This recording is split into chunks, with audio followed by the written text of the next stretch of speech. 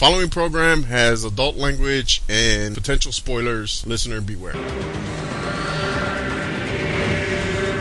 Marvel superheroes have arrived. Captain America, Fantastic Four, Hulk, Spider-Man, Iron Man, Spider-Woman, the God of Thunder.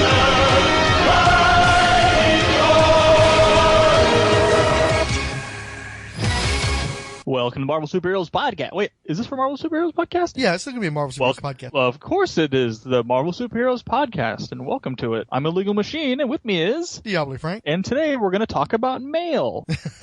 Well, I never wanted to do a mail episode. I hate not having a topic, and so I was kind of fishing around for a topic, and I think I figured out something for us to talk about, because do you want to tell them why we're talking about stuff randomly this week? Several things occurred. One, Frank nearly died in a car accident. It was actually very minor.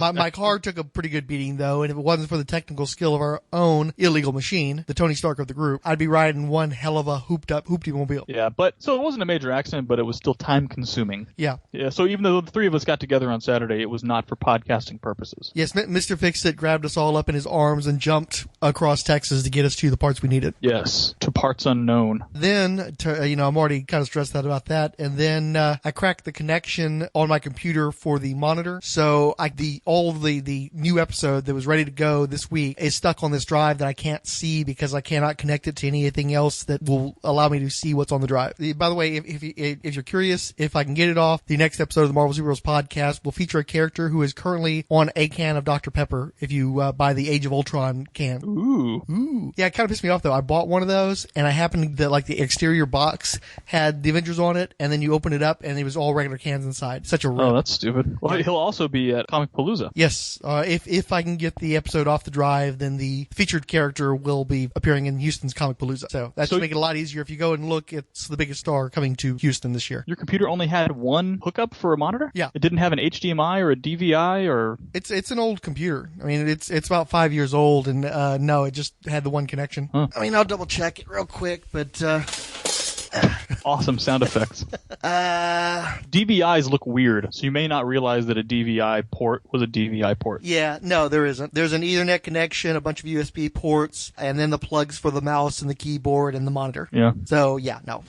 Okay, worth a shot. We'll work on it. Yeah, we'll get it. In the absence of the planned episode, which was freaking done, and if I had just plugged in the Twitter stuff in there quicker, then we'd have been set. We're basically pulling together a bullshit episode to throw out there, largely unedited this week. No big deal, though. While I was trying to gather together stuff to help get back onto the internet, it was after 9 o'clock. I managed to get into a Radio Shack and get some stuff that I needed, but not really what I needed. And then Best Buy was closing up too soon. So as much as I am a dirty commie liberal and hate to go there, you know what's open 24 hours a day, 7 days a week? Fucking Walmart. Fucking Walmart. Ugh. And I figure while I'm in a fucking Walmart, I gotta look at their shirts because they do have cheap shirts that are made by peasants in underdeveloped countries that we're getting to exploit. But I couldn't resist picking up 3 new Marvel-related shirts because they were cheap and they were really freaking cool. And one is they've got a Captain America Age of Ultron shirt where it's Cap standing in front of an Avengers A. I had to get that. And then they had the shirt, which I don't know if it's one of the main posters for Age of Ultron, but it's the one that they had leaked a few months back. That's a shot of Captain America in the foreground, and then behind him, slightly to the background, is the Vision at center. And then to the left and right of the Vision are Hawkeye, Black Widow, and the Hulk. And then farther in the background are Iron Man and Thor, which is weird because I'm looking at all these shirts, and Cap is foregrounded in a bunch of this stuff. And I'm finding that very weird because I'm so used to Iron Man being the major character now. And I'm wondering what's going on with that, because the other thing is they have an Iron Man figural shirt as well, like the Cap I bought, but they only have it as the Hulkbuster armor. They don't have him in his newest armor or in a more recognizable Iron Man armor. I wonder if that's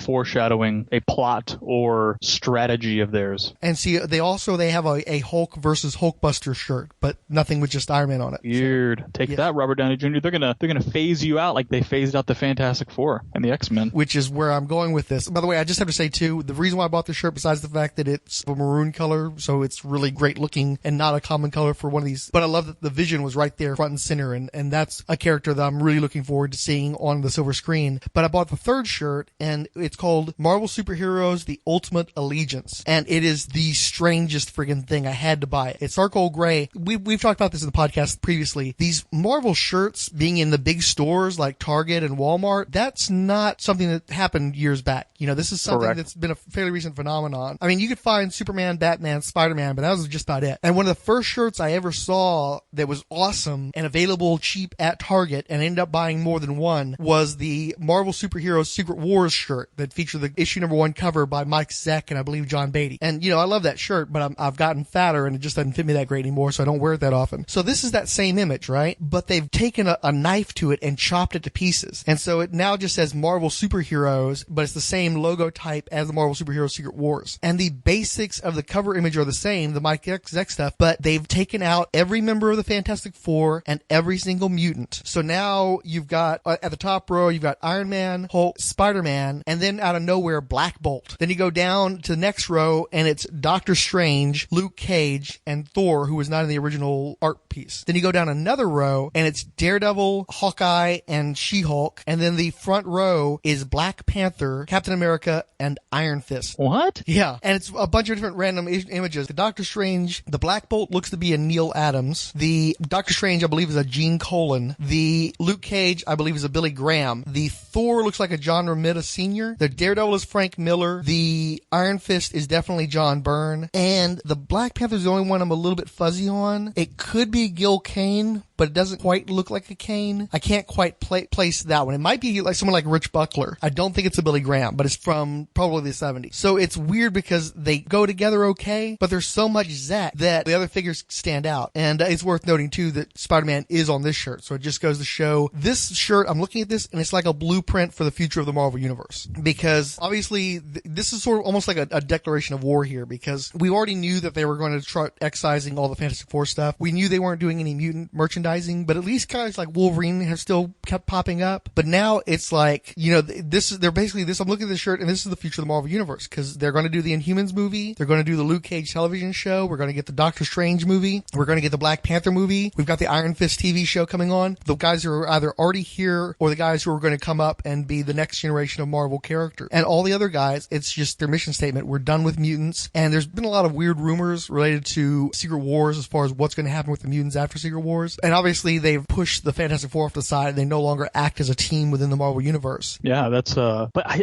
is it weird that I don't think it's on accident, right? It's not on accident, right? That's what I'm saying. There's no way this is an accident. We go to Ross and places like that and you'll see these totally random Marvel shirts where they shove Falcon in there out of nowhere just to represent, or, okay, well, you knew they put this in here for some either politically correct reason, diversity reason, or just because it looked cool and somebody thought it was neat and it just seems very random. This is not random. This is clearly very calculated, because this character selection is the Marvel Studios lineup, especially now that Spider-Man is part of Marvel's cinematic universe. There's no way this happened by accident. This was like committee appointed, decided who was going to be on the shirt, and then they worked the characters in from there. So freaking weird. Yeah, I mean, but it still looks cool. It's an interesting looking Marvel universe, but it's not the Marvel universe we've been sold for the last 60 years. These are not the characters that Marvel was pushing on us all those years. And, you know, you being a Marvel Universe guy, you being an Avengers guy specifically, I know that you've got a lot of animosity toward Spider-Man and you're pretty angry about him being included in the Marvel Cinematic Universe. But it's interesting because not only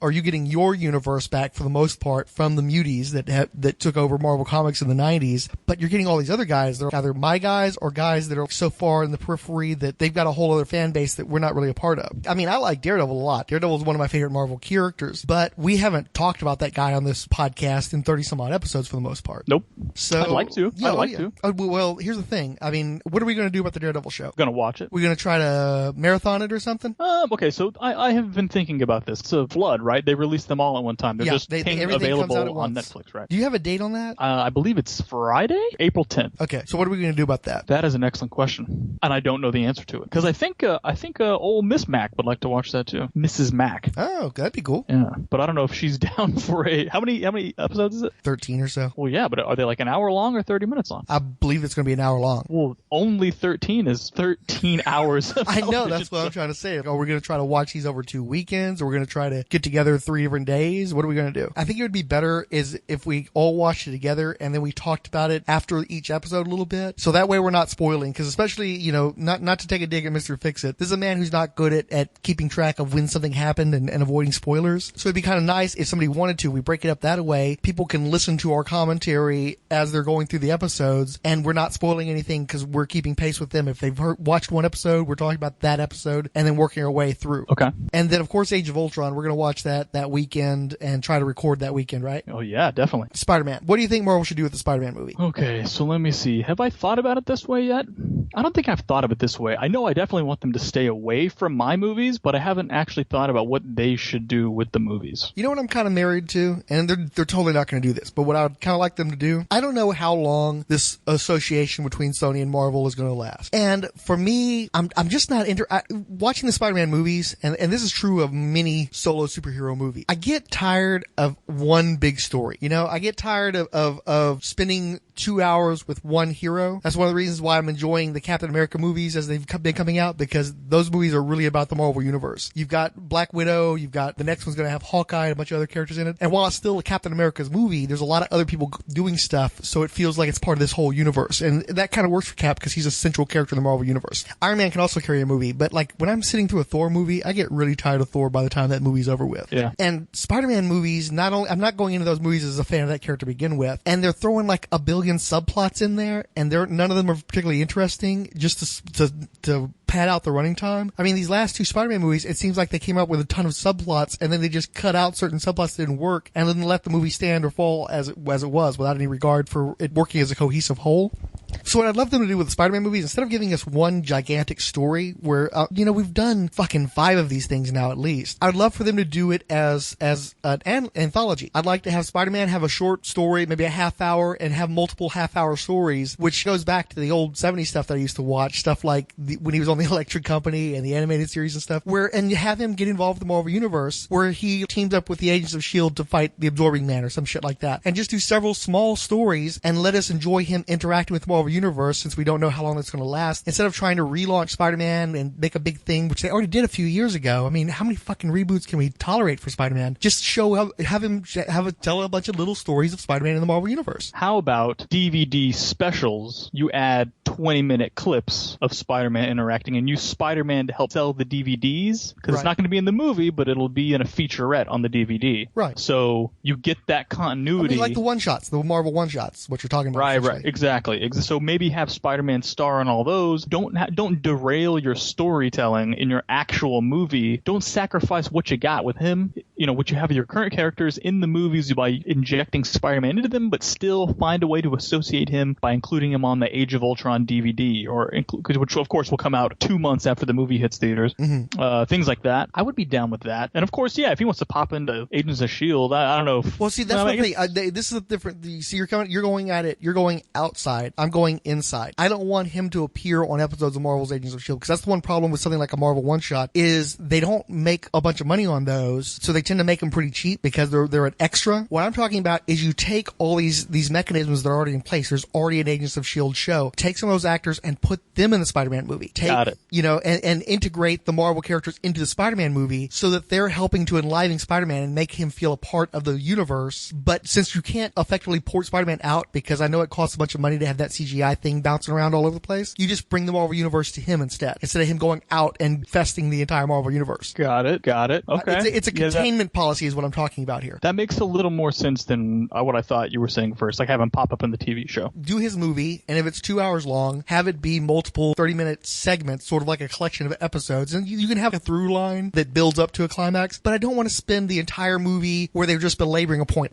Like Electro keeps popping up over and over again. And I was through with that guy the first time he showed up. I kind of was through with him before the movie even started because I thought the character was so awful. So I don't want to spend an entire movie with this guy, but if I know I'm only going to have to watch a half hour of this one one little episode within this movie, and I'm getting multiple. It's sort of like, I mean, I hate to do a comparison, but I'm picturing Pulp Fiction. Pulp Fiction doesn't feel like a bunch of little episodes strung together because the movie goes together as a whole. Everything fits together, but it's still ultimately it's an anthology. It's about different characters doing different things in different times, and it all turns out that they're kind of part of the same story, but they stand on their own. If you take a segment of Pulp Fiction and watch it individually on its own, it still works. And that's what I would like to do with a Spider-Man movie. Yeah, that's an interesting take on it. Obviously, that's never going to happen, but I think that would work, and you could even do the origin again. Nobody's going to mind the origin again if it's just a tiny little segment out of the entire movie. If you spend the entire movie telling the origin again, people are going to want to blow their brains out. Well, one thing you do too is you pull an Incredible Hulk. Remember how they knocked that out in like the credit sequence of the pseudo sequel to the Hulk? Yeah. Yeah, and then you just knock that out real quick, and then you're off telling new story. I would be down with that, just as something that would be different. Yeah. And see, the other thing too is, I'm looking at this shirt. Let's say Luke Cage makes an appearance in a Spider-Man movie. All of a sudden, you've lifted Luke Cage's profile in a major way, and you're making a possibility of somebody going back and checking out the Netflix show. You use Spider-Man to advertise these smaller Marvel entities and associate them with Spider-Man so people want to watch them, and you turn it to your advantage. Because right now, what we're looking at it, especially the way we're looking at it, is that this is all Sony's advantage. Sony gets to get involved with our universe that we're loving, and it's working so well, and they're taking it and they're taking advantage of it. I want to see more of a two-way street. Let's see the Marvel properties take advantage of Spider-Man's appearances. Yeah. Without him having to be, like I said, he's not going to be able to appear in Marvel's Agents of S.H.I.E.L.D., but if they appear in his movie, then they matter more to the Marvel Universe. And the good thing is, because Spider-Man's an outsider, because he's not an Avenger, he's not connected to them, which is the whole point of that character and why it's so offensive to have him be an Avenger, he can meet Agent Coulson. And he doesn't know who the hell Agent Coulson is. There's no reason why he's going to walk up to Captain America and go, hey, I was hanging out with this Agent Coulson guy, and Cap's like, what? Agent Coulson's alive! So you can partition stuff that the Avengers really aren't supposed to be a part of, because it screws up the Marvel continuity of the Marvel Studios, by letting Spider-Man be this outsider who dips into all these people's lives, but he doesn't connect the pieces. You, as a viewer, can connect those pieces if you're watching the various shows, but Spider-Man doesn't make those connections because he's not a detective. He's not Batman. Right. Yeah. Interesting. Yeah, I think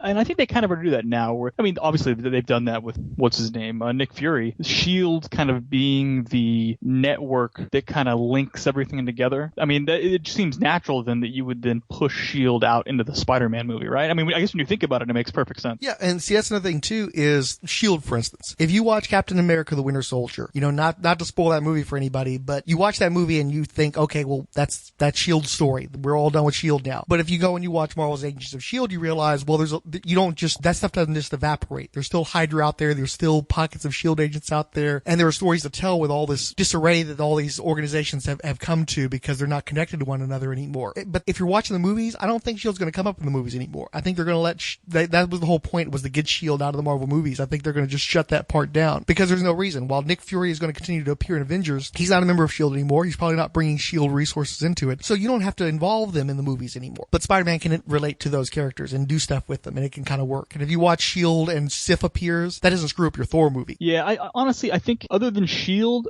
I think the best thing would be to start mixing Spider-Man in with all the Hell's Kitchen characters. Oh yeah, obviously, definitely lift their right? profile. Like having him cross over with Daredevil or Nick Fury or with Luke Cage.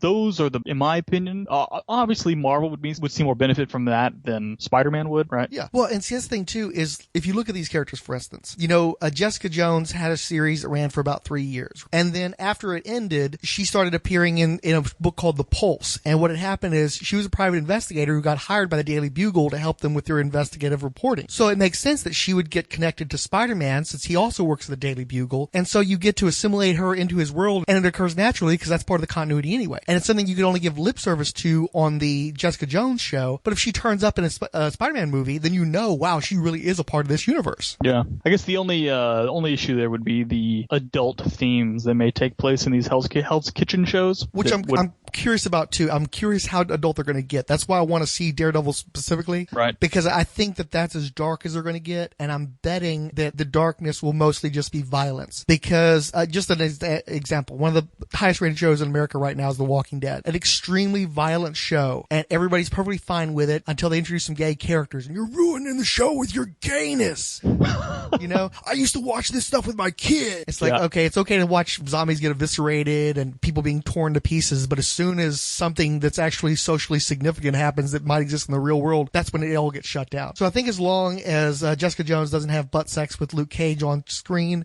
they can just violence it up and maybe curse a little bit, and that's all there is to it. Yeah, I think that you may be absolutely right. I think that that's probably right. As long as they keep it all punchy and maybe PG-13 cussing, then they're probably pretty good. Well, it's one thing that we talked about with Fix It over the weekend too, is X-Men First Class has the F-bomb it, because you're allowed one F-bomb in a PG-13 movie. So Wolverine, when he was approached by Xavier and Magneto to join the X-Men, just says fuck off, and that's the whole extent of his cameo in that movie. So you can actually drop an F-bomb one time with PG-13. So, let's say you did it once or twice in one of these Netflix shows, it definitely feels adult. It's more adult than what you can do on AMC, but it's not really that adult. It's not something that's going to take the Disney Marvel brand. Yeah, although they drop shit a lot on AMC. Shit seems to be their go-to curse word. Well, I think that they've had shit in Marvel movies even. Yeah, I'm sure they have. Yeah, it's just the sort of thing that at this point, it's funny. It's like I was in Fry's the other day, and I'm looking at movies, and one of them was something like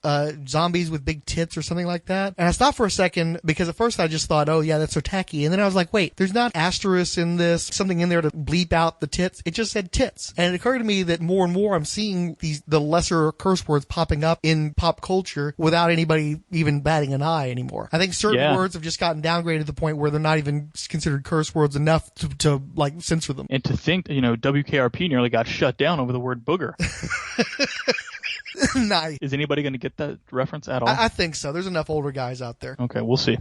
So, but that's also another good point, another segue. You know that I have major issues with the Deadpool character. Yeah. But I love the fact that Marvel has created a situation where, absent merchandising and the need for kidification, since they're not necessarily needing to appeal to kids in the X-Men franchise at Fox, we're going to get an R-rated Deadpool movie. Yeah. And that's pretty much, I mean, there hasn't been an R-rated superhero movie in quite a while. What was Hancock rated? Definitely not R.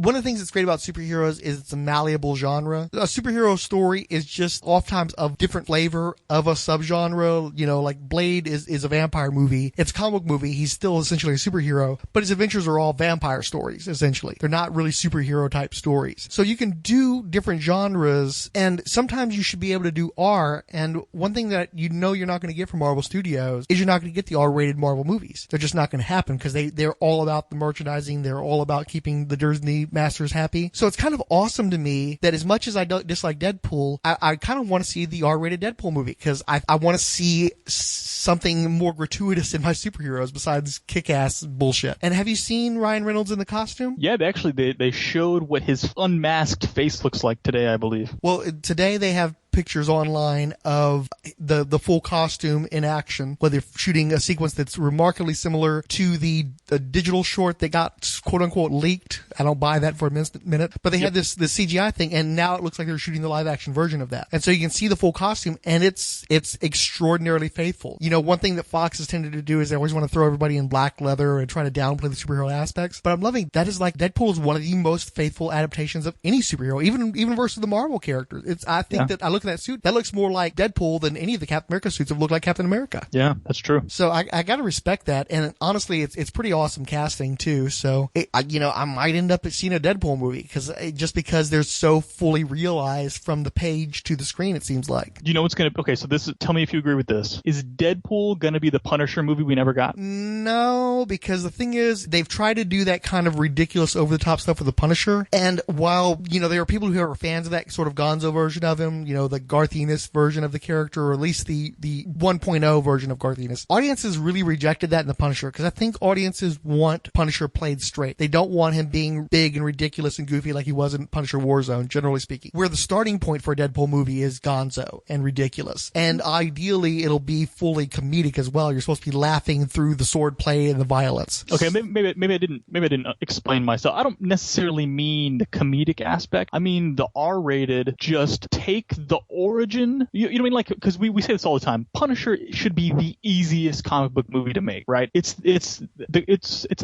not necessarily a cliche, but the whole mob boss kills his family, he gets a vendetta, and then you just throw a bunch of violence and cursing, and for the most part, it should be hard to screw it up. But for some reason, they can't make a stupid Punisher movie. They got to jack with the costume, they got to try and make it kooky, they go way over the top with the violence and forget about the story. That's what I'm saying. They may actually just say, you know what? Let's just copy the comic comic books with Deadpool, and they're going to finally hit it. Well, have you seen all 3 of the Punisher movies? Which one was the one we watched? We watched a Punisher movie together? Oh, was that we watched Punisher Warzone together then? Yeah. Okay, God, that one was bad. Oh, yeah. I've seen all 3 of the Punisher movies, and the conclusion I've come to is I don't think the Punisher works as a solo project in cinema. I just don't think the character makes sense as a movie. Okay. Because there are so many, especially as a child of the 80s, having watched the movies from the 70s as well, the whole vigilante genre that Punisher was inspired by and borrowed heavily from. Punisher is taking vigilante movies from the 70s and 80s and inserting it into the Marvel Universe. So when you try to take him back out of the comics and have him in solo movies, there's nothing that really differentiates him from every other version of that character. There isn't anything to separate him from Dirty Harry and whatever the name of Charles Bronson's character from Death Wish was, and all those other vigilante type guys, the Executioner stuff. I used to watch those with Robert Ginty, and there's already those. That's covered. You don't need the Punisher to fill that role. I think the reason why the Punisher could work in cinema is if he's part of the Marvel Universe, if he's actually integrated in the Marvel Universe, because then he is this outside element coming into the Marvel Universe. Where if you take him out of the Marvel Universe and just try to tell a story for Frank Castle's Punisher, there's nothing there that isn't already covered in a dozen other movies. I know who has the rights to Punisher right now? Marvel has the rights. So is it conceivable that we could eventually have Punisher as a villain in a Captain America movie? Absolutely. Although I want to see him in a Spider-Man movie. I think that would be a great vignette for the Spider-Man movie that I have in my brain. Right. And I think that's ideal. I don't think Marvel would give up the Punisher. You know what I mean? I don't know. That just seems... I don't think they're going to get up on the Punisher because the iconography, the Punisher skull symbol is a global phenomenon. It's not just here in the States. You go to the Netherlands and they've got Punisher t-shirt. The iconography works. It's just that as divorced from a superhero universe, the Punisher doesn't make sense. So you have to integrate him into the Marvel Cinematic Universe. So you're trying to say, wouldn't it be great if we had the R-rated Punisher movie? I don't think so, because I don't think it matters if he's R-rated or even X-rated. The Punisher doesn't make sense on his own. He only works in the Marvel Universe, so that you have to make a PG-13 Punisher movie because he has to be part of the Marvel Cinematic Universe. You have to figure out how that's going to work. And instead of trying to get away from the comedic, the comic book aspects where they try to put him in a trench coat and just have him wear the skull shirt or just put a little skull on his knife, I think you need to go ahead and get the John Romita Sr. costume out, black and white, bold, great, striking visual, translates well to the screen, and just do the Punisher, like classic Punisher. He's a villain in the Marvel Universe. He does things that the other Marvel characters aren't comfortable with. Contrast him against the Marvel Universe, and that's how he works. Because he makes sense in the comic books because it's the comic book character doing the kind of stuff that you usually only see in the movies, especially back in the 80s when he was really hot. But when you take him back to the movies, it's a zero sum. It's all it is the skull. There's nothing that he contributes to cinema that matters. He has to be part of a superhero universe to contrast the more heroic characters. I disagree.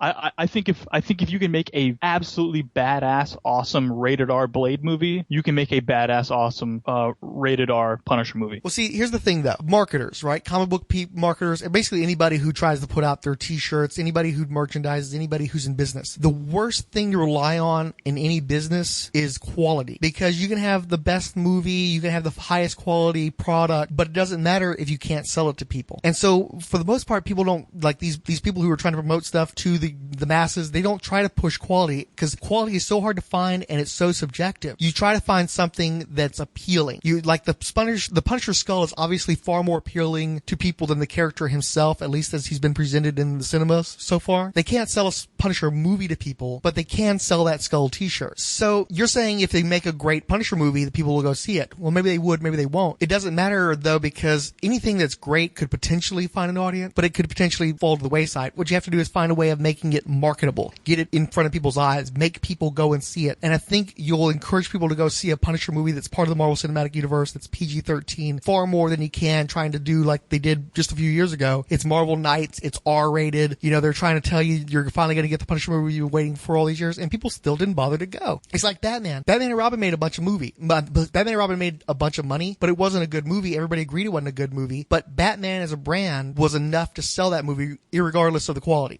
Punisher obviously isn't there. You can't just put Punisher on something and people are going to go see it. But you can put Marvel Studios Punisher, and that means PG-13. I disagree.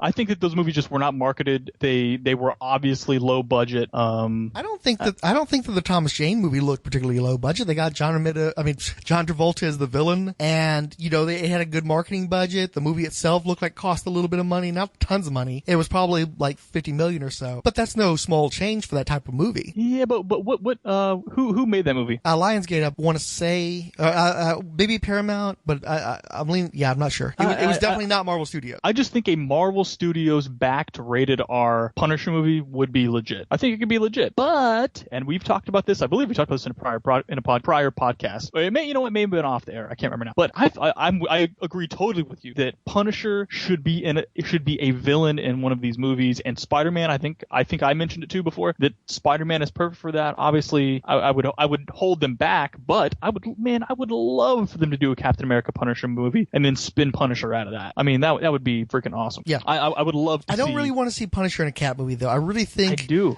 Why? Because I think it would be awesome to just have the shield and you have the skull on screen at the same time. Cap doesn't always have to be in these huge governmental. You know what I mean? I feel like every single one of his movies is going to end up being about shield. And I don't know, man. Why can't you just tell a movie where he's fighting a bad guy? Well, and I don't disagree with that at all. My issue is I've never felt like Punisher and Captain America work together. I'm sure if they were drawn by Mike Zeck at the same time, that might make a difference, but that never happened in the comic books either. Every time they've tried to put those two characters together, it just doesn't work because it just doesn't work for me. Where it makes more sense for like Daredevil and Punisher, those are two people that are very ideologically opposed. Daredevil is much more of a liberal. He's much more of a conflicted character, where Punisher has this purity of purpose, and he's perfectly willing to blow somebody away. If he thinks you're guilty, he's going to freaking cap your ass. And Daredevil just has much more ambiguity in that, and you have that natural conflict. Plus, they're just more on the same level. I can see Daredevil and Punisher get into a fight, and it being a good fight. I see Captain America beating the shit out of Punisher. He just works on a higher level. It's like we've had this conversation in the past where Captain America beats Batman. Every time Captain America beats Batman, because Captain America just works on a whole other level. Batman is a super cop in a city, typically fighting scrawny, crazy people. Captain America is a guy who works on a national level or an international level, foiling people who are trying to conquer the entire world. Anything that Batman can pull out of his utility belt is something that the Red Skull's already tried to use against Cap, or Baron Zemo's tried to use against Cap. They're just on two different levels. Punisher is street level. Punisher is Batman level. He's just not, there's just not a parity there. There's not enough there for me to really believe that the Punisher could give him any issues. And I don't see the Punisher conflicting ideologically with Cap either, because Cap's just going to dismiss him for the most part, I think. And it's just, he's too small of a scale for it to be an issue for him. Oh, this guy's running around shooting some mobsters. I've got to go deal with an army over here. So you go do what you got to do. I'm going to go do what I got to do. If Cap doesn't, here's the thing. If Cap, the issue is that by the end of a Captain America Punisher movie, they would then have to team up, right? Yeah, and I have issues with that too, because you can't do that. Captain America can't team up with the Punisher, right? Because he's not going to pull a Terminator 2 where he tells Terminator, no more killing people, and he's like, okay, and then he starts wounding dudes left and right, because that's not going to happen. So maybe that kind of, to me, that's more the problem. I think you could easily beef Punisher up for a movie to make him no longer be the Daredevil villain, and I think that you could create, like, you could turn Punisher into Crossbones. Why the hell is Crossbones a legit Cap villain, kind of? And he can star in a movie, but Punisher couldn't take that place. Well, see, this is the Batroc factor, though. Okay, what I'm thinking about is they did the Punisher, I think it was called the World Tour, where it was a story arc by Abnett and Lanning, which featured Punisher going through a bunch of European countries, right? And they tried to have international villains too. So Batroc's in there. What's his name? Is it the Scorpion? No, not the Scorpion. Who's the guy? The Tarantula, the Spanish guy who fights Spider-Man. Yeah. And so one of the key moments for me was there's a big fight between Batroc and the Tarantula, and it's a pretty good fight. But ultimately, the Punisher is just out of his league. Batroc kicks his ass. Tarantula kicks his ass. A bunch of these other relatively minor characters kick his ass because the Punisher just isn't on their level. And that's what I loved about it, is it recognized, look, if you're fighting Spider-Man, if you could actually give Spider-Man a run for his money, you're going to beat the fuck out of the Punisher. As much as people want to make fun of Batroc fights Captain America. And the fact that he can go several rounds with Captain America means he kicks Punisher's ass in. So that's what I'm talking about, is if Crossbones can give, and Crossbones is just a henchman to the Red Skull. Crossbones is a guy who can give Cap some trouble for a little while, but it's pretty clear that Cap's going to succeed ultimately because he's sort of a B-list Cap villain. But a B-list Cap villain fucking destroys the Punisher because he's just not on that level. And I know there's there's a tendency where it's like, oh, it's just Batroc, oh, it's just Crossbones. It doesn't matter. These guys fight at a higher, it's like a bantamweight versus a heavyweight. Yeah, these guys may put up a good fight in the bantam, but if you put them up against this heavyweight, they're going to fucking get annihilated because they're just not in the same class. Yeah, but at the same time, whenever they're making a movie, they're not pulling out their old, Marvel's Topps trading card where looking back and go, oh, Punisher's only got a 5 in dexterity. We can't use him in this Marvel universe. Damn it, cancel all the plans. Just sell his character off. They can change. They can make Punisher. I'm saying it can be done. It can be done. Here's the thing, though. They can't just go, no, because in the comic book he's not. We can't make these two things go together. We can't make this film. I think that's garbage. I think you could easily do it. They could figure out a way to make a nice story around it. I'm thinking more the visuals of the Punisher skull against Captain America's shield dancing throughout the film and on promotional posters and stuff like that. I think that's badass. I think it's badass. I think they could do it. And I don't need that. If I'm in a Punisher mood, because here's the thing, Punisher was one of my favorite heroes for a while there. When I'm in a Punisher mood, I'm not interested in Captain America. When I'm in a Cap mood, I'm not interested in Punisher. The two of them mixing together doesn't do it for me. It just doesn't do it for me. I'm not excited about that prospect. I'm excited about Punisher versus Daredevil. I'm excited about him in his element. If you try to make $150 million Punisher movie, I think you're just asking for trouble, because even with the Marvel Studios branding, if it isn't a Marvel Studios type movie, and if you're going to be true to the Punisher, it's not going to be. But if you have him as a villain and you have him against somebody who he's appropriate against, like again, if he's sniping Spider-Man from a distance, I can kind of see that working out. If Spider-Man's another guy too who could see the benefits and the problems of having a Punisher around. And I think it's more interesting watching those two kind of go at it, because Spider-Man lacks moral certainty. Daredevil lacks moral certainty. So when you insert Punisher into their stories, you have a natural interpersonal conflict. Captain America knows what the hell he's doing. When Captain America is uncertain, he's uncertain about something way bigger than the kind of issues that the Punisher brings up. So I just don't see the energy there. I don't see the mingling. I know you're saying you like the iconography, and I can appreciate that, even though I don't feel it personally. But on a storytelling level, I just don't feel like he brings that energy. He doesn't bring that element the way he does with some of these other types of characters. I'd be much more interested in the Netflix Punisher series than I would be in the Punisher movie. Yeah, and I'd obviously be down with that, to have Punisher make his surprise appearance in one of these Hell's Kitchen Netflix series, and then either spin him off into his own Netflix series, or then use that as part of the Spider-Man crossover with those other Hell's Kitchen characters like we already discussed. And I'd be fine with that too. I'm just picturing the movie poster of the Punisher skull and Captain America's shield, and I think it gives me a boner.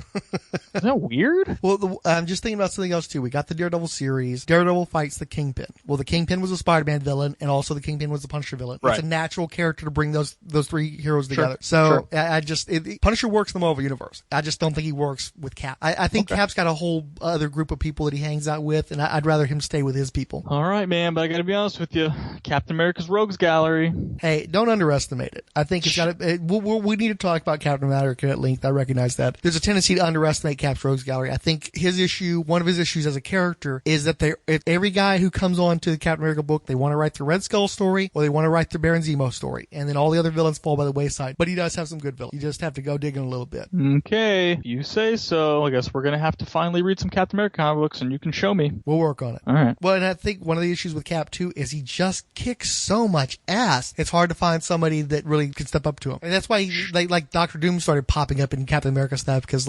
here's somebody who could hold their own against Cap, but everybody else just kind of gets annihilated by Cap because he's just so awesome. Yeah, but again, after all, it's like Baron Zemo, he's got Nazi ties. Yeah, because Captain America was in World War II, and then Red Skull, he's got Nazi ties because World War II, because Captain America World War II, and it just gets. And I agree with you. And one of the issues too is that they'll come up with a interesting new villain, and then they'll screw it up by tying that villain to Zemo or to Red Skull. It always comes back to those two characters. Yeah. Everybody who's cool and has potential ends up getting absorbed into those two characters and thus ruined. Yep. But anyway, topic for another time though. All right, sir. Okay, so I think we've done the allegiance to death. Let's get into this mail, shall we? Okay. Wait, M-A-I-L or M-A-L-E? We've been talking about M-A-L-E most of the time because we didn't even bring up that the one female on the Ultimate Allegiance t-shirt, because for some reason reason they took out the Wasp, which I'm pretty bummed out by. I don't understand why they felt the need to do that. Janet Van Crime. Yeah, exactly. Hashtag. The only one that's on there is She-Hulk. So it makes you wonder, well, they left her in there. Why did they leave her in there? That is Makes you strange. wonder. That is kind of strange. Oh,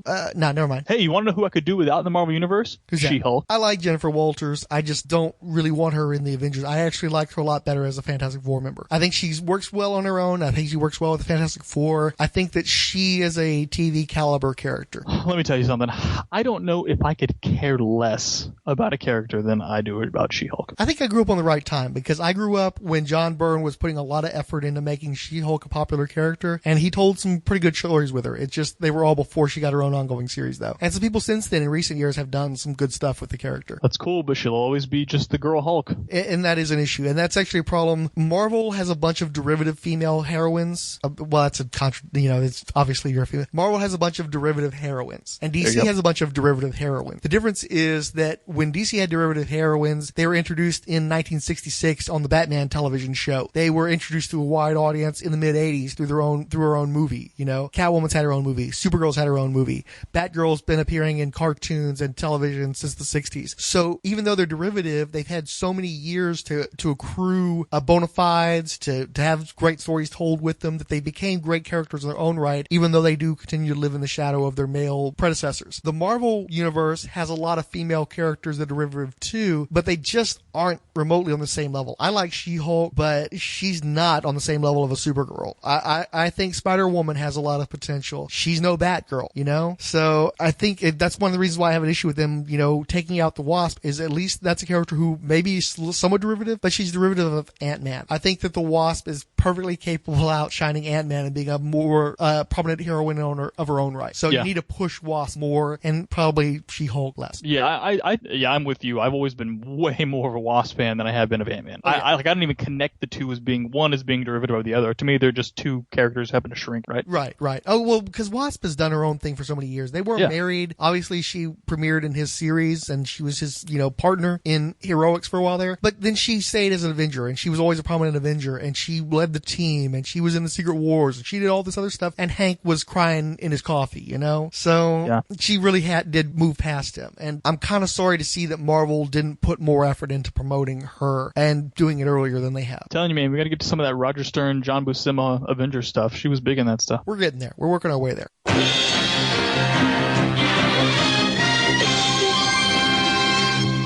It's mail time. Yes, mail. Okay, so I don't think that we read this one previously. This is from the Marvel Universe Live episode, but our Blogspot page tends to get neglected often. I mean, people don't leave comments there. It's not that we don't want to go to that page and find comments and leave comments ourselves. It's just that people tend to default to the Rolled Spine umbrella blog. So anyway, so we missed this one because hardly anybody ever leaves a comment here. But Gautam Shayoran wrote, "Hey guys, great podcast. I was listening to episode and wanted to give my 2 bits on format. I like the episodes where you do a deep dive on specific Marvel characters. I love getting the back history on the characters and the stories of the creators. I find that as fascinating as the stories themselves. I loved your Shadowline episode as well."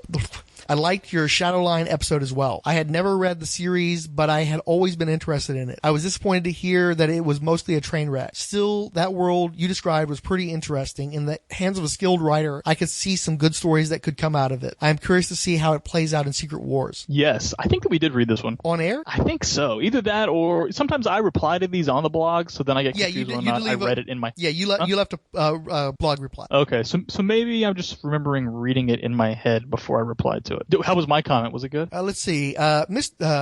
Illegal Machine wrote, "Thanks for the comment. We enjoy those two, but we prefer those with all 3 of us and plenty of prep time. Sometimes it's just not practical, so we do a movie preview or current event podcast. Filler in a way, but still fun and thought-provoking." Oop, hold on. There's a read more here. Glad you're enjoying the show. Mac. Your impression of me sucks. Okay, sorry. Fuck water. Oh, whoa, way better. Now I feel like I was really there.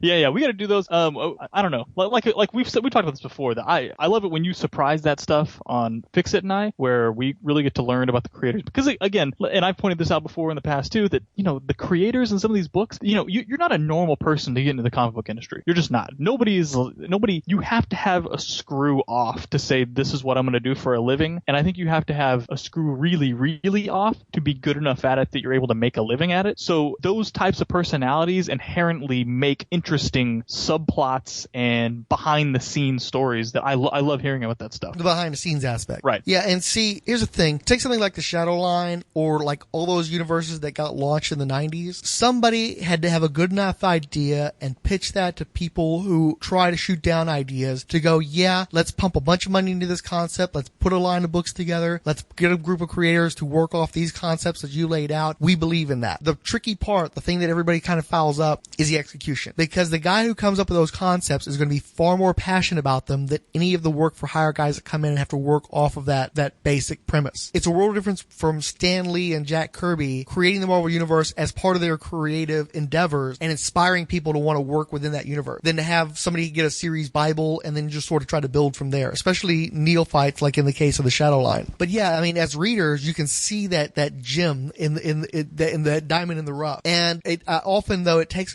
a creator from a generation or two on to be inspired enough to create good stories with those concepts. Where the guys who are there in the now, they may just not get what they're trying to do, or they may not have the skill or the passion to do it justice. Yeah, well, that was very poetic and awesome. Next comment. All right, this is from episode 33, the Lady Damon podcast, or Lady Demon podcast. I'm still not sure which one we're supposed to do. Our first comment's from our good friend Martin Sherlock Gray. He says, "Oh, good Lord, you brought it all back. The horror of comic art with badly integrated photography. That really was a bit of a nothing story. That stuff about 1,000-year-old families being newcomers is just bollocks. Has Chris Claremont ever met a Scottish human? I'm amazed Claremont never, quote-unquote, revealed that Lady Demon was the mother of the housekeeper / Nobel Prize winning geneticist Moria McTaggart, or granny of, what is that word? Rain. It's It's Wolfsbane, a member of the New Mutants. Oh, word. There's time, I suppose. Anyway, that was one of the best shows yet, with really sharp art and story analysis. I like that there wasn't so much effing and blinding. The story can sometimes sound a tad intimidating, or the show can sometimes sound a tad intimidating, even though I know you're cuddly, and then he put fuck, shit, balls, ass, balls, shit, fuck. I forgot bollocks. Yeah, bollocks, shit, balls, bloody hell. I just love that it seems like every single time Martin Gray leaves a comment for us, he finds some new Anglo-centric word that we've never heard of. I don't know what blinding is, but I want to know. I need to look that up. Yeah. I know what effing is, though. I'm really down with effing. So much effing and blinding. And by the way, he was 100% right. I can't believe that Lady Demon didn't show up at some point in a Claremont story. That's a Claremont thing, eh? Oh, absolutely. That guy doesn't let hardly anything go, especially when it comes to the muties. I mean, I feel like we read this comment. we read this comment before too. But I don't care because it was a good comment. It was a good comment. I think what it was is we read his Twitter comment, but we didn't read his WordPress comment. Well, shit, fuck, balls, fuck. I have to point out too, I just realized that Mira McTaggart and Rain are both on Ireland. And we didn't get to Scotland very often in the X books, but seriously, there are points in Ireland where you can see Scotland. It's right there. Just like Sarah Palin can see Russia. Oh, there you go. Okay, our next comment's from Count Druncula. Why don't you take this one, Frank? Okay. All right. After days upon days of teasing us with the mysterious identity of such an obscure character, I really wasn't expecting a lot from an episode devoted to Lady Demon, a character I have never heard of before this podcast and probably won't remember next week. That said, this was a really good episode. I dug your story breakdown and the discussion of Kirby's use of photography to surrealize some of the weirder aspects of Fantastic Four and Fourth Ward comics versus other artists' failed attempt to capture the same visual without the context. And I don't know why, but in my mind, I cataloged Rogue as being created by Claremont and Austin, but completely wiped Golden's contribution from my mind. No idea why, because I've always liked Michael Golden's work. And I just want to point out, I don't think Terry Austin actually inked that annual that Rogue debuted in. I don't know. I can go grab it and find out. Yeah, and also, I don't know if Michael Golden designed Rogue, because she was originally intended to be a villain in Miss Marvel before that book got canceled.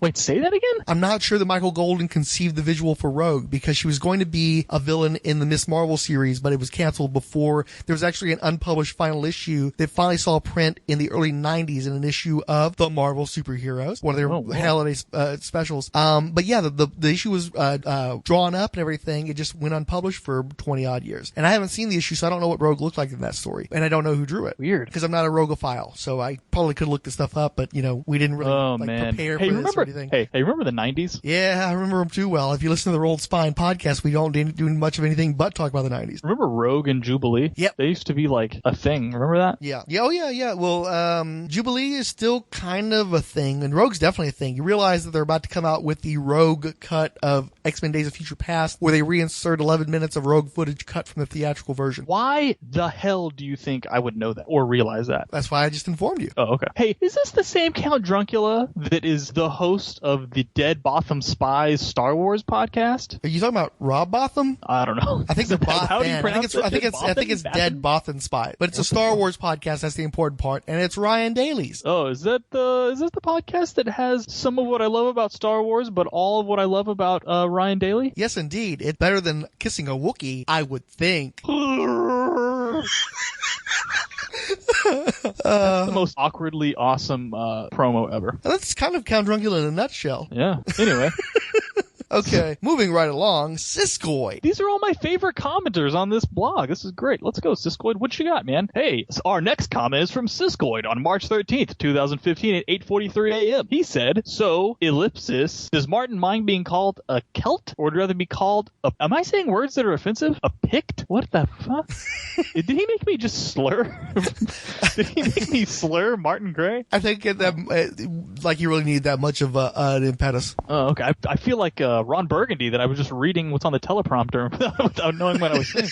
He says, my very first American comic was a coverless copy of Micronauts number 3, back when it looked like they were going to play it as toy-sized heroes trapped on Marvel Earth. My memories are suspect because I would have been 8. I inserted that pause. Yet I always picture myself with it at my house when we had... Yet I always picture myself with it at the house we had before my parents got divorced, parenthesis, and I was all of 6 for that, end parenthesis. So it was probably some rag I had in my possession for all of one summer. Needless to say, I'm rambling about Micronauts because I've never heard of Lady Damon. Demon. And this post was liked by me and one other person. And who was that person? Martin Gray. So, speaking of Martin Gray, he replied, I'm trying to think of a Scottish accent. I'm pretty bad at accents, though. How do you do Groundskeeper Willie? Man, I don't want to... I feel like I need to just walk out on top after my Wookiee impression. I don't think of myself as a Celt, just your average British mongrel, an English person in Scotland, with Scots surnames on either side, Gray, Baxter, and Irish ones further back, Healy, Trolton, and how episode relevant is this? Golden, so I don't mind at all. That wasn't the worst I've ever heard. It's up there, though. No, Paquitas is the worst, because whenever she tries to do an Irish accent, she sounds like the chicken lady from Kids in the Hall. Oh, man. Bollocks! That's bollocks! Huge fan of the chicken lady. Hey, hold on a second. All right. Our next comment's from Ange. Like many, I had no idea what to expect from a show about Lady Demon. I also recall attempts where comic art was tacked onto a photo, but it never feels quite right, does it? And the topic is a bit rooted to the time, ellipsis. Right about when Madame Xandu and other mystic tarot stuff was creeping into comics. I do love Golden's art, so I was glad I could view the images. Definitely like his Micronauts, but truly fell in love with love on Etrigan for a short time on the Batman family. I don't know what any of that shit means, and I gotta wait for Frank to get back to explain. Okay, well, actually what I did is I threw the microphone over the banister to the downstairs section for the chicken lady to do her bollocks. Oh, okay, do it. Bollocks! No, I already drew it back up again. So Etrigan is the demon Etrigan, who you may be more familiar with of DC Comics fame. The demon. Right. Mr. Fix-It owns pages, I think the very last page from the last issue of the Demon's ongoing series. Yeah. Colin McRae? John McRae of the Clan McRae. John McRae. Who's Colin McRae? God. Colin McLeod. So that's who that is. Madame Xanadu, also a DC character created by, I don't remember, but Steve Englehart did that special. She does tarot stuff. And it was the 70s. Everybody did tarot stuff. Hey, Ange is another one of my favorite commenters, but I do want to say, is there a way we can live Mystery Science Theater 3000, even though you don't like doing that, jackass? We gotta watch Highlander with Martin Gray, right? Well, I thought, is Highlander Scottish? Yeah, because he has a kilt, right? It doesn't fucking matter. Well, see, we're Americans, so the only way we can tell Irish people and Scottish people apart is whether or not they wear a kilt. Oh, really? Is that not true? Scottish people have red hair and kilts. That's how you know. No. Irish people sell you cereal. Scottish people don't. Me lucky charms. Is this the best podcast we've ever done? Or the worst? I'm not sure yet. Oh man, holy Lord. Okay, now that we're done slurring other white people, which we're allowed to do as white people, let's move on to the next episode, The Ghost. Tech ghosts. Let me hit back on my browser and scroll up professionally. Well, I'll go ahead and start with the next comment. You should do that. Count Drunkler writes, I share Mac's frustration about the villains used in the Iron Man film. Essentially two different takes on Crimson Dynamo that amounted to rock'em sock'em robot fight in the third act. Man, I wish I had my computer. I'd be totally dropping in Tenacious D. Everyone is rock'em sock'em robots. Anyway, and then inexplicably an army of Iron Man drones versus human fire trolls. Meanwhile, Spy Master, Ghost, Living Laser, freaking Madame Mask, and a genuine Mandarin sit on the bench. Fingers crossed that they'll be put to mediocre use in Agents of S.H.I.E.L.D. I joke, but seriously, Spy Master, Ghost, and Madame Mask would be far better villains on Agents of S.H.I.E.L.D. than anything the show has done yet. I think Ghost could be used without waiting for Vision to introduce the intangibility power. He could be formidable enough just being the Invisible Man. I don't remember if I already did this rant on your podcast or someone else's, but here I go again. One of many problems with Iron Man 3 was that the villains really weren't that different. When you get down to it, they were just more armored drones covered in flesh, but they didn't truly attack Tony in a creative or unconventional way. This is why the villain needed to be a real authentic version of the Mandarin. I know Kevin Feige and Jon Favreau talked about how difficult it would be to incorporate the Mandarin's magic into the hard science world of Iron Man, but by the time IM3 came around, the audiences had already seen Thor and the Avengers, and everyone accepted these other dimensional powers. A truly terrifying and memorable villain attacks the fundamental core of the hero's being. That's what made the Joker so captivating and so dangerous in The Dark Knight, because he went to a place that Batman simply could not fathom. Dr. Doom is at his best when he incorporates black magic and sorcery into his technology, because Reed Richards can't think like a magician. Nobody in the Marvel Cinematic Universe is a better technologist than Tony Stark. So the way to hurt him isn't by building bigger and better machines, it's by hitting him with a force he cannot comprehend. Magic rings. Unfortunately, he probably won't get this kind of threat payoff until Infinity War Part 2. Yeah, I don't want to talk about Iron Man 3 because that movie sucked. Okay, but he talked about a bunch of other stuff. Yeah. So Iron Man has a lot of really, really, really good villains, and you and I talked about this in this podcast. Not all of them are big, stupid, freaking armored guys or multiple armored guys. But he's got some pretty cool armored guys too. Well, yeah, he does have lots of cool armored guys, but you don't have to. Not every movie has to have armored dudes in it, and that's why I was so like the Extremists. That wasn't me, man. That wasn't my stuff. I don't know. You say you didn't like it, but of all of the stuff he has to pull from, the Extremists, really? Like that's it? You tapped everything out with Whiplash and his origin story, like that and Stain. That you got to be kidding me. So I don't know. It was dumb. It doesn't make any sense to me. And I know I've read interviews with Bob Layton where he didn't get it either. There's just so much stuff to pull from for Iron Man. So many different directions you can go, and it's just I don't know. Sour taste in my mouth, bro. Obviously, I'm a defender of Iron Man 2. I especially love Justin Hammer in that movie, and I actually like Mickey Rourke as well. But how cool would it have been if Black Widow and Hawkeye were the villains in the movie and had a chance to prove themselves going up against Iron Man before going into Avengers, so you would know how badass they were, or they could be badass at all. Hawkeye, who's not badass at all yet. Nope. So, I think that would have been more interesting, and it would have probably been less convoluted. And really, the main villain in that movie anyway was the sickness that Iron Man was going through. Everybody else just seemed like a distraction, because it seemed like a foregone conclusion that he was going to beat everything but the virus within him. Yeah. And was there really any need for him to have ever been Whiplash in that movie? Yeah, you really didn't need him in there. He didn't need to be Whiplash ever. Well, I mean, because of the race. Now, I will say the whip race car scene was pretty badass. Well, see, here's the thing.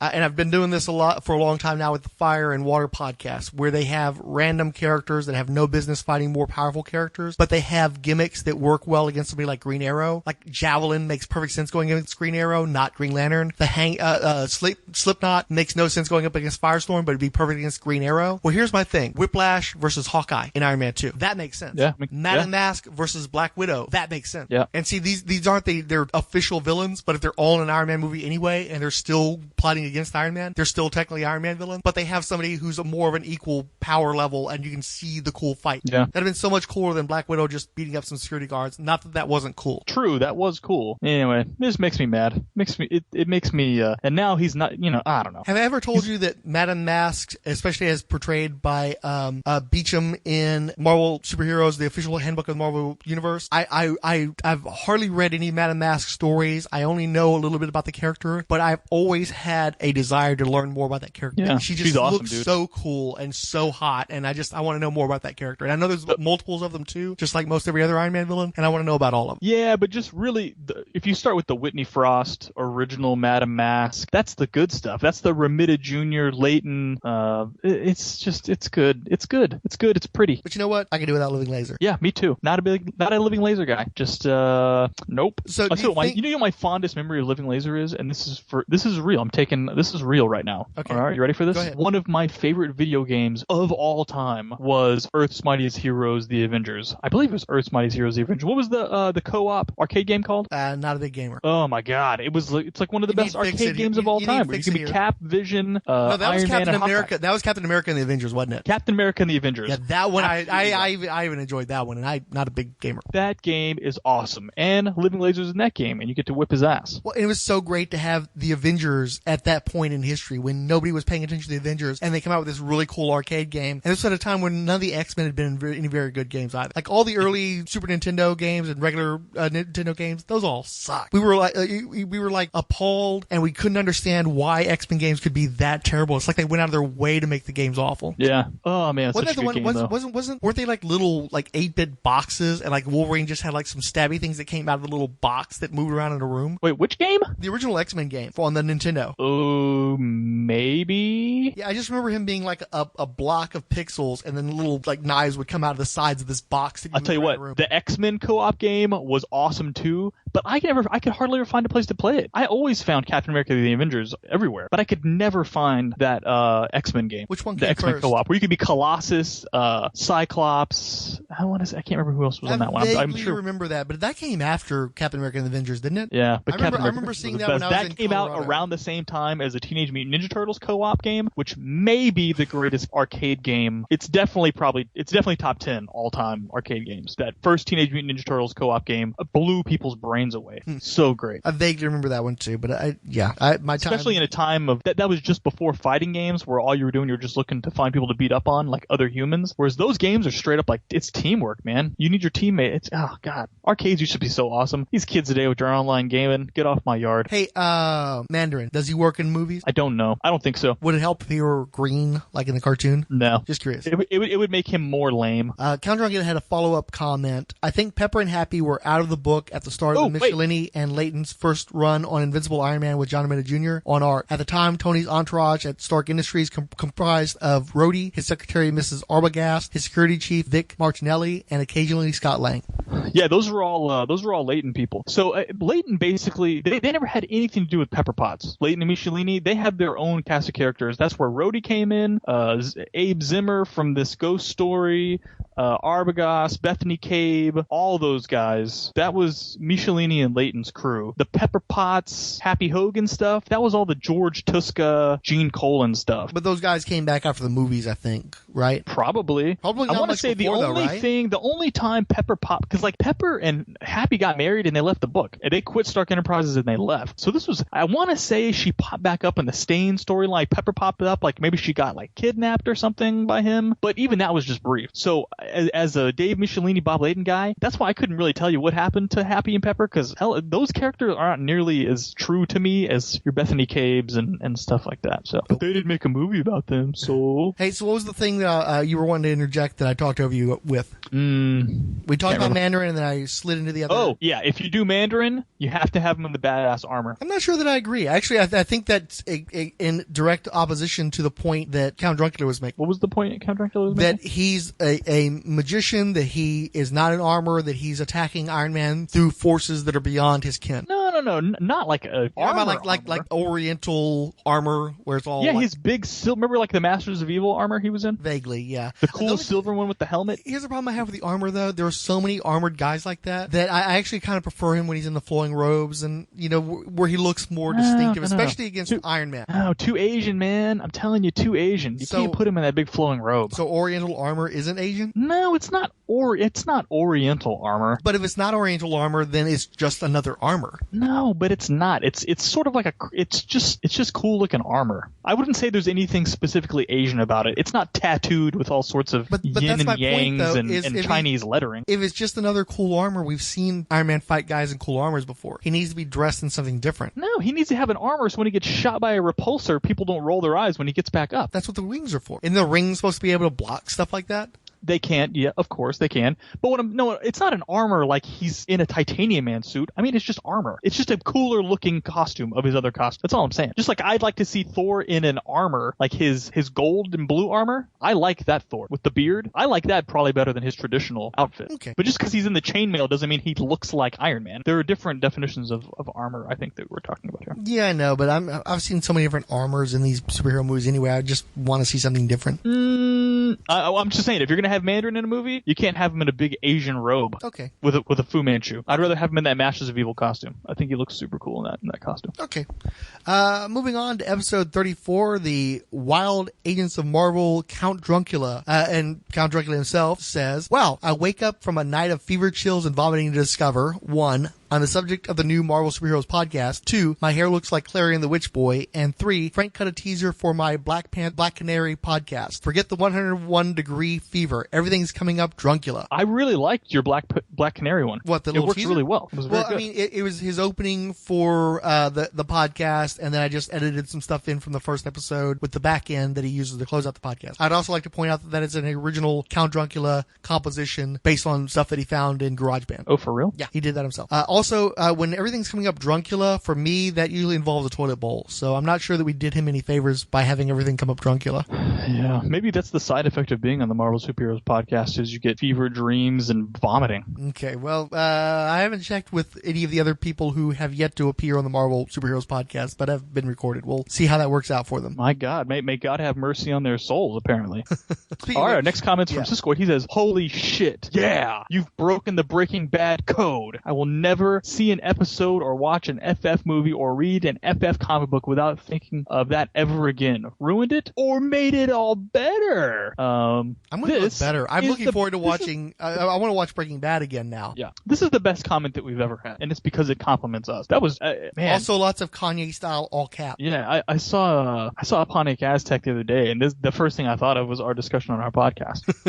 Yeah, we actually, on our road trip, we listened to that episode because Mr. Fix-It hadn't gotten around to it yet, and we were all laughing at that point. Juice. It just works. It works. That's the dark Fantastic Four movie. We've seen it, and it's really good. Mr. Fix-It was awake for that part, wasn't he? Not sure. No, he was not, actually. Yeah, man, he's a sleeper. He is a sleeper. Dun, dun, dun, dun, dun, dun, dun, dun, dun.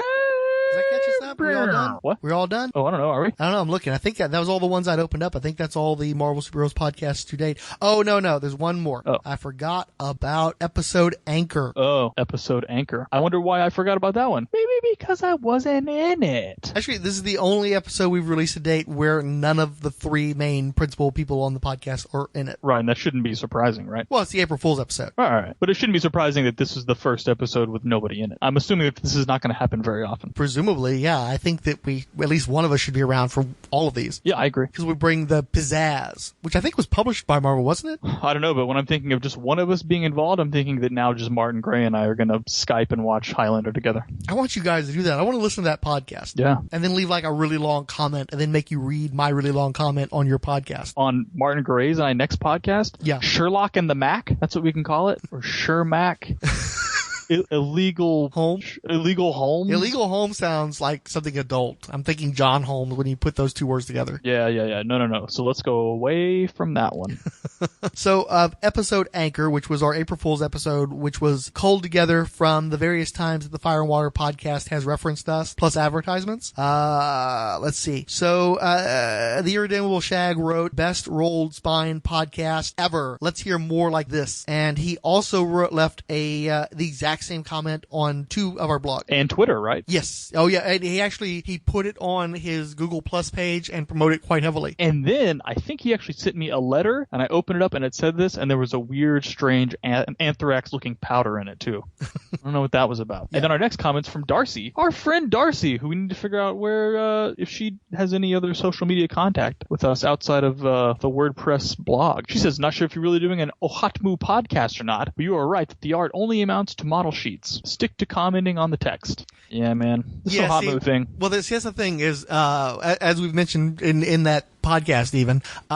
There's the Who's Who, the definitive podcast of the DC Universe that the Irredeemable Shag and Rob Kelly have been doing for the last several years. And they just recently wrapped up all of the first and most prodigious volume of Who's Who. They actually got through that whole, like I said, 26-issue run. And they're preparing to do follow-ups. And I wanted to do something like that with the Marvel Universe, with the official handbook to the Marvel Universe. And it's just been plagued by stops and starts and, the cold realization that the actual Ohatmu books aren't that interesting unless you're going in there and reading the text. You can't really comment on the art very much, especially on the first volume. And we've struggled with this. We've tried to do it a bunch of different ways. And actually, I'm just going to go ahead and tell you folks, since, hopefully you're still listening, over an hour in. What I really want to do is the people who listen to this podcast and comment on this podcast, I'd really like as many of you as are interested to participate in the Ohatmu podcast. The current concept for it is that if you have a full page entry, we have different people offer 1 minute of commentary on that character, on the text, on the art. You'd have to hit a few certain points, but for the most part, it's you just like talking about whatever you want to talk about with relation to that character for 1 minute on a one pager. If it's a half page, you get 30 seconds. If it's a quarter page, you get 15 seconds. And to have as many different people as possible be involved with that podcast and then pull it all together. And it basically is our clubhouse. We're all talking about the Marvel Universe. That's the idea. And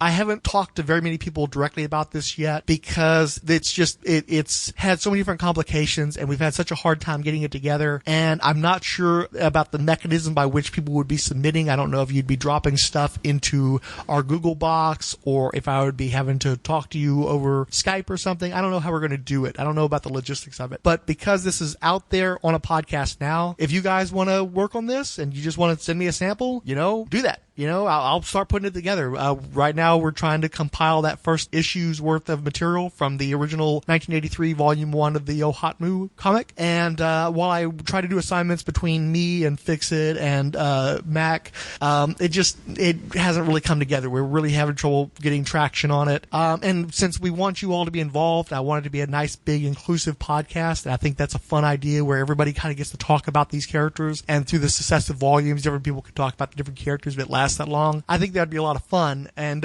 you guys leave us some comments and tell us what you think about that idea. And if you think it sucks, then we'll have to figure out the next thing that we're going to do if we're going to ever get this done. I think it sucks. But the good thing is because you're talking about the character in more of an abstract, if you want to talk about them in this time period, if you want to talk about the specific entry, that's cool. But you also have a little bit of leeway where you can just talk about the character more than having to fixate on the individual pages. You don't even have to own issue of the book. You can basically, I'll tell you who's in the book and then you can go from there. And most of the art is available online. So if you just want to look and talk about the art briefly, talk about the artist briefly, that's an option. Otherwise, I can plug something into your segment to just acknowledge the work done by those people in 83. So here's my theory on this whole thing. You ready for this? Sure. I think that the Fire and Water guys can make it through that many issues of what the hell they called it? The Who's DC Who. Universe.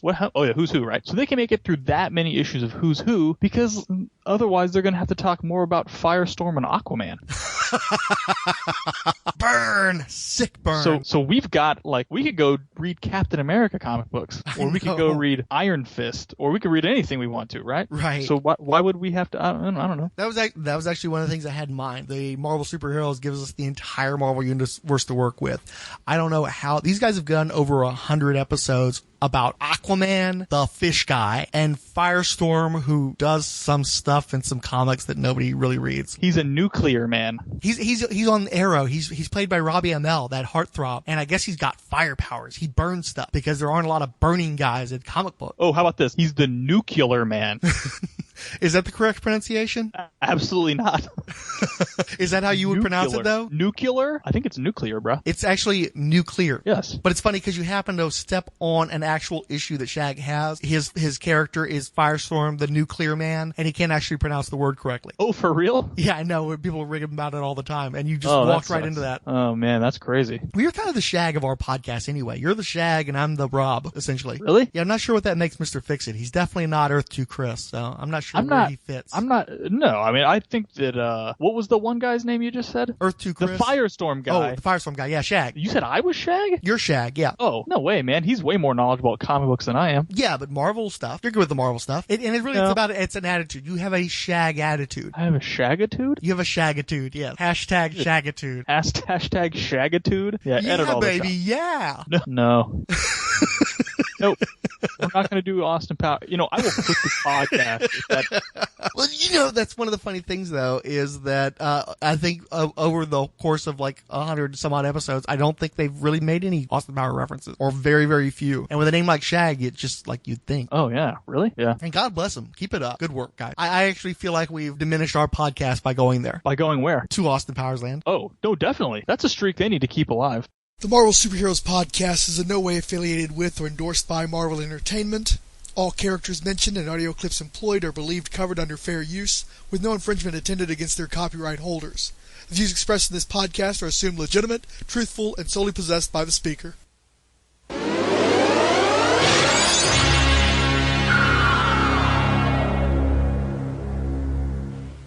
Shit. Well, I screwed that one up. Hey, by the way, which indie book do you want me to start reading next? I have FBP in front of me. I keep meaning to start this. Which ones do you have? You have FBP and you have Velvet and you have Empowered and you have Martial Law. Which one are you the most interested in reading? I think I'm most interested in this Federal Bureau of Physics. Okay, so read that. But I knew that there was one that you'd mentioned on the last Underguides that you wanted the three of us to read. Don't worry about that. Me and Fix It, we're talking about all kinds of stuff. Okay, but you specifically singled me out on that episode. I don't remember which one it was. Max got a copy of that, so let me go ahead, and if he can get around to reading that, maybe we can get three of us together. I think that was the Martial Law. No, it wasn't Martial Law. Well, I just named off everything that you've got a copy of, so... Man, shut up, dick face. I don't know. I'll have to go back and listen to the episode. I'll listen to it tomorrow.